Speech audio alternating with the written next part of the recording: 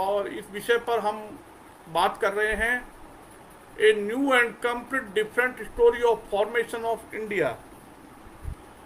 भारत के निर्माण की एक नई कहानी पर भारतीय विज्ञान संचारकों के समूह में आज इस विषय पर हम चर्चा कर रहे हैं।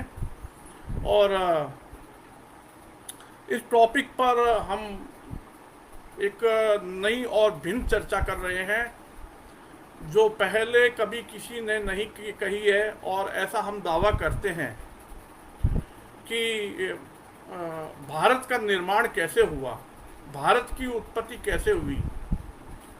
भारत की उत्पत्ति अभी तक बताया जाता है कि एक सुपर कॉन्टिनेंट पेंजिया था और वो ब्रेक होकर के फिर खंडित होकर के भारत जो है उसमें अलग अलग दिशाओं में जो कॉन्टिनेंट का मोशन दिखाया जाता है, अफ्रीका, अंटार्कटिका और ऑस्ट्रेलिया, और इस तरह से साउथ अमेरिका, दक्षिण अमेरिका, इस तरह से अलग अलग दिशाओं में वो चलने लगते हैं। और इंडिया यानी भारत उत्तर की दिशा में चलता हुआ एशियन प्लेट से टकराता है और इस तरह से हिमालय की उत्पत्ति होती है, और इस तरह से भारत की उत्पत्ति को बताया जाता है। लेकिन आज हम एक नई बात पर चर्चा कर रहे हैं जिसके अनुसार भारत के निर्माण की एक नई और भिन्न कहानी है, यानी अभी तक जो कहा गया है उससे अलग कहानी है। हम प्रारंभ कर रहे हैं सबसे पहले सौरमंडल के जन्म की कहानी से कि हमारा सौरमंडल किस प्रकार से उत्पन्न हुआ, हमारा सौरमंडल कैसे बना। इस पर हम एकदम अलग तरीके से अपनी बात कर रहे हैं कि भारत का निर्माण की जो ये नई कहानी, इससे पहले लाप्लास और कांट ने जो अब तक जो थ्योरी दी थी कि किस प्रकार से ये नई जो थ्योरी है,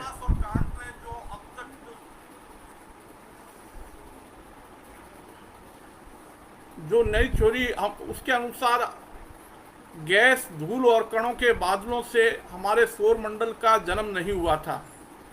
यानी हमारे सौरमंडल की उत्पत्ति का एक नया तरीका हम बता रहे हैं। पृथ्वी का जन्म और ग्रहों का जन्म और जितने भी रॉकी और गैस दानव ग्रह है उनका जन्म, इस प्रकार से जो गैस दानव है और gas giant planet Jupiter, Saturn, Uranus, Neptune है, और साथ ही क्या है कि बुध, शुक्र, पृथ्वी, मंगल और प्लूटो जैसे रॉकी ग्रह है, उनकी उत्पत्ति, उनका जन्म इस तरह से जो बताया जाता है नहीं हुआ। हम एक नए तरीके से सौरमंडल के जन्म और उसके फिर विकास की यानी इवोल्यूशन का एक नया सिद्धांत बता रहे हैं। इसके अनुसार आज हम पृथ्वी के जन्म की जो एक नई चर्चा कर रहे हैं। पहले मैं बता दूं कि सौरमंडल का जन्म इस प्रकार से नहीं हुआ था, सौरमंडल का विकास इस तरह से नहीं हुआ था। यानी ना तो रॉकी ग्रह इस प्रकार से बने थे और ना ही क्या है कि गैस दानव ग्रह इस प्रकार से बने थे। 4.6 अरब वर्ष पहले हमारे सौरमंडल की में ग्रहों की उत्पत्ति हुई और पृथ्वी की उत्पत्ति हुई, और एस्ट्रॉयड जो क्षुद्र ग्रह हैं उनके टकराने से हमारे पृथ्वी का निर्माण हुआ था सूर्य के एक्रीशन में। ये एक बिल्कुल गलत अवधारणा है। किस प्रकार से ये गलत है, इस पे हम आज की चर्चा हम कर रहे हैं। तो सबसे पहले तो मैं ये बता दूं कि हमारे सौरमंडल में जितने भी ग्रह हैं, चाहे वो रॉकी ग्रह हो, चाहे गैस दानव हो, चाहे चंद्रमा हो, हमारा पृथ्वी का एक चंद्रमा जो है थिया नाम के एक मंगल जैसे ग्रह के टकराने से उत्पन्न नहीं हुआ था। और आज इस एकदम नई चर्चा में हम यही बताना चाहते हैं कि वास्तव में हमारा सौर मंडल पहले कैसे बना था, और उसके बाद में दूसरे रॉकी और गैसियस प्लैनेट कैसे बने थे, और किस प्रकार से ये, तो हमारा सौर मंडल पहले बड़ा था।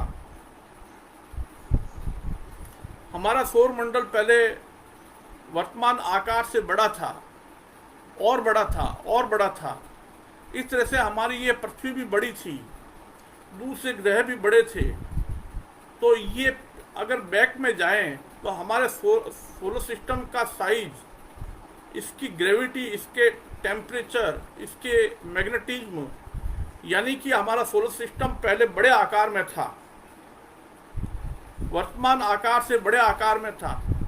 और सभी ग्रह, पृथ्वी और शुक्र, मंगल और इसी प्रकार से बुध ग्रह, ये सभी बड़े आकार में थे। और भविष्य में फिर ये सिकुड़ते सिकुड़ते वर्तमान स्थिति में आज हम जो देख रहे हैं इस रूप में हमें दिखाई दे रहे हैं। तो हमारा सूर्य पहले एक भीमकाय तारा था। हमारे सूर्य का आकार बहुत बड़ा था, और वो सूर्य फिर छोटा होता गया, सिकुड़ता गया, और सिकुड़ते सिकुड़ते वर्तमान आकार में जो आप अभी देख रहे हैं, इस आकार में, तो हमारा सूर्य एक भीमकाय तारा था। उस भीमकाय आकार से ये सिकुड़ते हुए वर्तमान स्थिति में आ गया।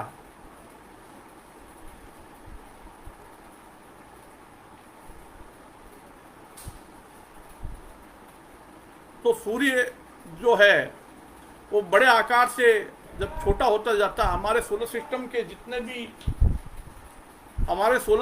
जितने भी प्लैनेट हैं, जितने भी गैस दानव ग्रह हैं, पहले साइज में बड़े थे। और वो बड़े थे तो जो जुपिटर है वो पहले बड़े साइज में थे, और वो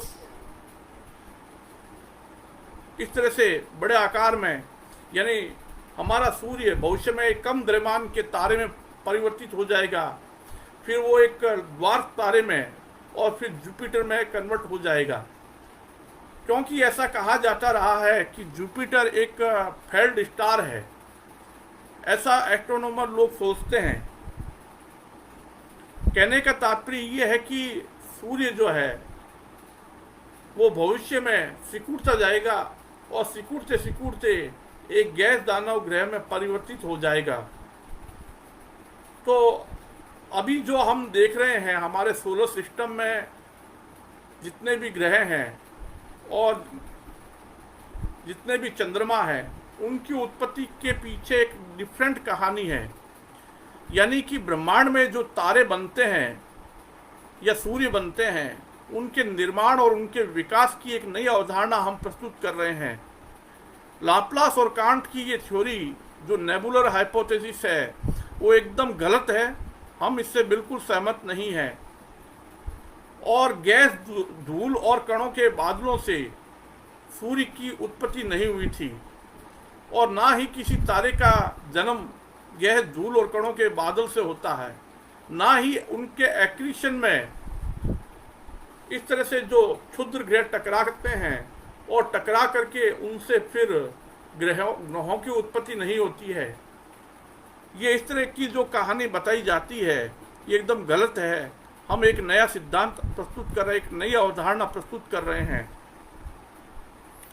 तो सूर्य जो है वो भविष्य में एक बृहस्पति के जैसे के तारे में, फेल्ट तारे में, यानी एक गैस दानव ग्रह में परिवर्तित हो जाता है, और बृहस्पति धीरे धीरे शनि में परिवर्तित हो जाता है, शनि धीरे धीरे यूरेनस में यानी अरुण ग्रह में, और यूरेनस धीरे धीरे नेपच्यून यानी वरुण ग्रह में, और वरुण धीरे धीरे यानी नेपच्यून ग्रह सुपर आर्थ में परिवर्तित हो जाता है, और सुपर आर्थ फिर पृथ्वी में परिवर्तित हो जाती है।